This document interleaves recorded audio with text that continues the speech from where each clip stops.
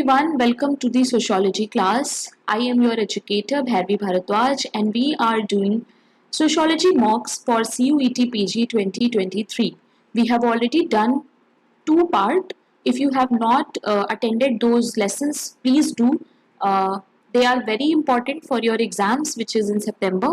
This is part 3 and I hope आप लोग पढ़ के आए होंगे. I have already shared the topic on Telegram. तो टेलीग्राम ज़रूर ज्वाइन कर लीजिएगा if you are a sociology student and you are preparing for any exam and these classes will help you in your exam. So start करते हैं mock और जितने भी marks आपके आएंगे आप मुझे कमेंट में बताइएगा, ठीक है. सो आज के सारे क्वेश्चन इस टॉपिक से मैंने बनाए हैं, तो अगर आपके पास सिलेबस ना हो आप इसका स्क्रीनशॉट ले लीजिए. वैसे मैंने टेलीग्राम पर ये ऑलरेडी बता दिया था. So now let us start with question number 1. Dash refers to any form of society whose main subsistence comes from tending flocks and herds of domesticated animals. Very important keyword. In practice, subsistence needs are often met by a combination of herding with hunting and gathering and other forms of agriculture. कौन सी society की यहाँ पर बात हो रही है? Pastoral society, hunting gathering, horticulture या फिर agriculture? The correct answer is pastoral society, क्योंकि पेस्टोरल सोसाइटी में ही लोगों ने क्या किया था, डोमेस्टिकेशन ऑफ एनिमल स्टार्ट कर दिया था. उन्होंने जानवरों को पालना स्टार्ट कर दिया था और उनसे जो भी उन्हें बेनिफिट्स होते थे वो उसको लेते थे. मैंने अभी जो लास्ट 5 मिनट्स में टॉपिक पढ़ाया है सोसाइटी पे, उसमें मैंने ये सारे ही चीज़ों को, इन सारी चीज़ों को कवर करा है. तो अगर आपने नहीं देखा है आप प्लीज उसको जाकर जरूर देखिएगा. Question number 2. Morgan has classified societies into dash types. Morgan ने कितने टाइप्स में हमें सोसाइटी दी है? 1, 2, 3 या फिर none? The correct answer is C. Morgan ने हमें 3 तरह की सोसाइटीज के बारे में बताया है, जो कि है savage, barbarian and civilized. Okay.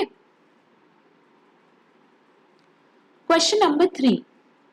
Dash societies employ animal drawn plugs to cultivate the land. ठीक है, cultivate land करने के लिए ये लोग animals को use करते हैं. Hunting and gathering, industrial, agriculture and post industrial. Very very easy question. The correct answer is agriculture. Question number 4. Unstratified society with real equality of its member is a myth that has never been realized in history of mankind. ये words किसके हैं? बहुत ज़रूरी है कि आप definitions या किसी author की कोई important line आपको पता होनी चाहिए कि वो किसने कही है. क्या होगा इसका answer? MacIver, Morris Ginsburg, T.A. Sorokin या फिर Fairchild? The correct answer is Sorokin.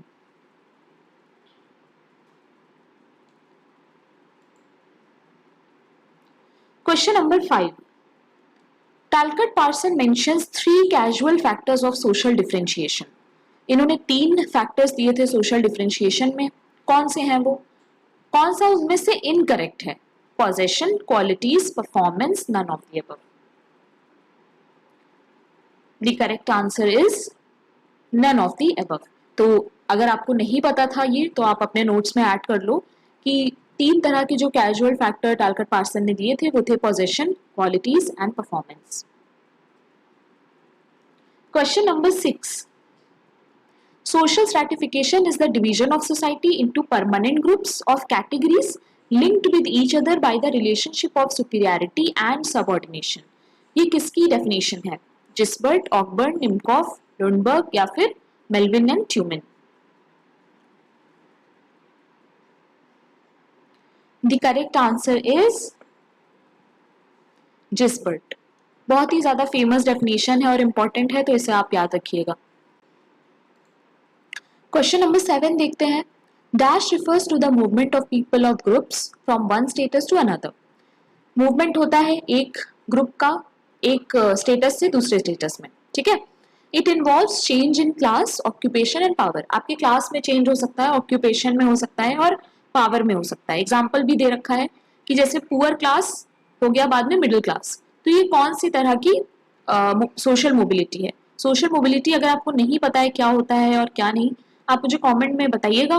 तो अगर आप पढ़ना चाहते हैं तो मैं वो टॉपिक आपको 5 मिनट्स में पढ़ा दूंगी। बहुत इंपॉर्टेंट टॉपिक है ये। Horizontal, vertical, circular, none of the above. The correct answer is B, vertical. क्यों वर्टिकल? क्योंकि ऐसे हो रही है सोशल मोबिलिटी। पहले वो लोग पुअर थे, एग्जाम्पल में देखिए, और बाद में वो क्या हो गए, middle. Okay. Question number 8, dash is a process by which individual or household experience deprivation either of resources such as income or of social links to wider community or society.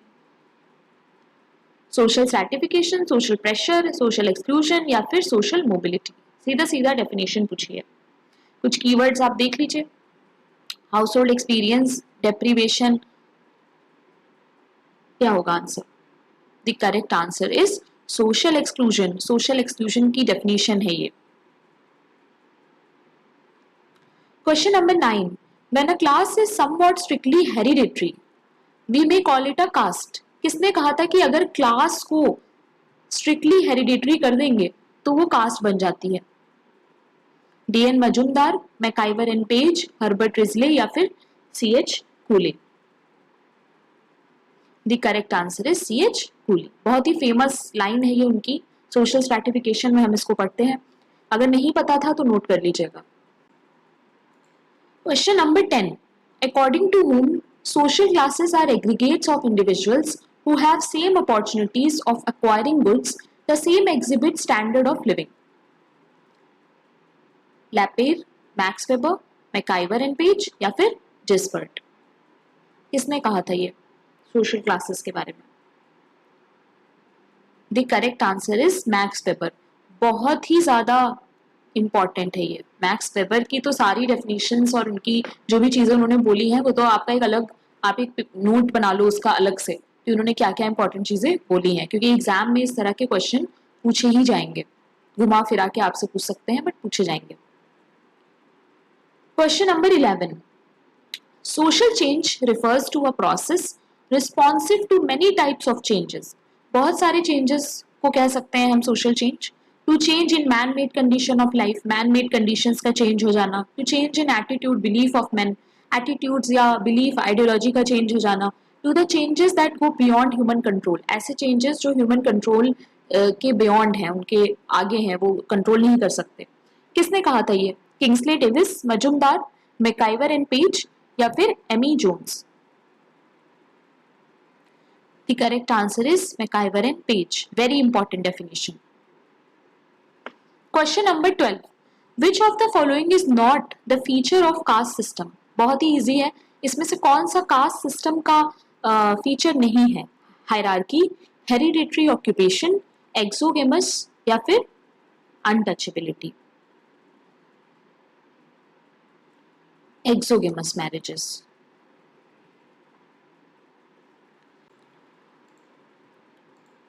Question number 13 कह रहा है कि ethnicity क्या होता है। ठीक है, ethnicity की कौन सी इसमें से डेफिनेशन है जो सही है? Achieved socio cultural attributes, inherited socio cultural attributes, inherited political position and achieved economic activities या फिर inherited and achieved socio cultural attributes. कौन सा इसमें से सही होगा? The correct answer is B, inherited socio cultural attributes. C, ethnicity कभी भी अचीव्ड नहीं होता है, तो यहाँ पे अचीव्ड हो गया, यहाँ पर अचीव्ड हो गया, तो ये वाले टॉपिक्स तो पहले ही कट जाएंगे ये ऑप्शंस। ठीक है, और इसमें क्या था, पॉलिटिक्स से तो कोई भी रिलेशन ही नहीं होता है, तो ये भी कट जाएगा।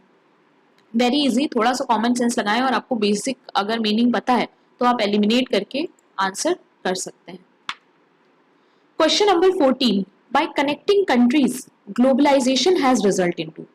सी, ग्लोबलाइजेशन में क्या हुआ है, बहुत सारी कंट्रीज आपस में कनेक्ट हो गई हैं, तो उससे क्या रिजल्ट मिला हमें? Lesser competition among producers, greater competition among producers, Making a country dependent on others, no competition among the producers. The correct answer is B. Greater competition. Globalization से क्या हुआ है, बहुत ज्यादा कंपटीशन प्रोड्यूसर्स में बढ़ गया है.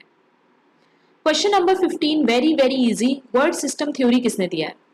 जी वॉटसन, महबूब उल हक, वॉलस्टीन या फिर Gandhi? The correct answer is Wallerstein. Gandhi ji किस बारे में बात करते हैं? He talks about self development. Okay. Watson किस बारे में बात करते हैं? लिबरल डेवलपमेंट की. और महबूब उल हक ह्यूमन डेवलपमेंट की बात करते हैं. तो ये सारी चीजें आप याद रखिएगा, एग्जाम में पूछी जा सकती हैं क्योंकि ग्लोबलाइजेशन आपके सिलेबस में है. ठीक है. Question number 16 ethnic plurality in India किसकी किताब है? स्कैमरहॉर्न, श्रीनिवास या फिर रॉबर्ट बस्टीन और Desai? The correct answer is A. Very important book. Question number 17. Which of the following instances may not be considered as a reference group behavior? इनमें से कौन सा है जो reference group behavior से हम consider नहीं कर सकते इसमें से किसी को? Proletarianization, embourgeoisement, संस्कृताइजेशन या फिर मॉडर्नाइजेशन? क्या होगा? रेफरेंस ग्रुप बिहेवियर नहीं लगना चाहिए. अगर आपको पता है रेफरेंस ग्रुप बिहेवियर क्या होता है तो आप कर लेंगे. The correct answer is modernisation.